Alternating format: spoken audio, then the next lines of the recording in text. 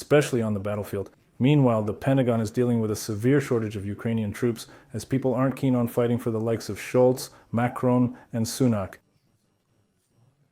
That's why the Pentagon is now trying to deploy as many Europeans from various European NATO armies in Ukraine as possible.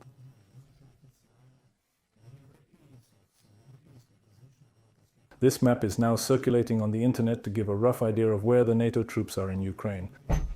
The Pentagon's strategy here is rather simple.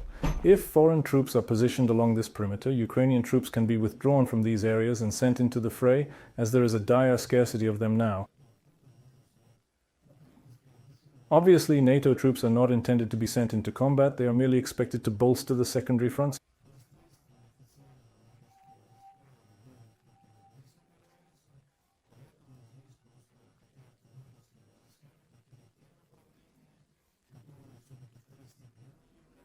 In fact, we should start using as many Ukrainians as possible on the battlefield who still somehow carry out the orders of their superiors.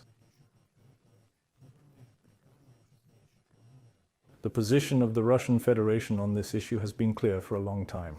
If Western countries deploy their troops in the territory of the Zelensky regime, then these troops will be legitimate military targets, regardless of their nationality.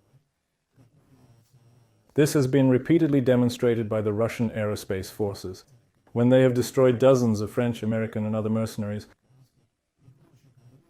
Macron has made many resonant statements on this issue, but in the end the coffins continue to arrive in France. The British, Germans, Americans, and Poles have already come to terms with the fact that the flow of coffins from Ukraine is irreversible, given the active war that the NATO bloc is conducting with the Russian Federation. But still, it's different in France. Macron is seemingly painfully aware that people are beginning to come to France.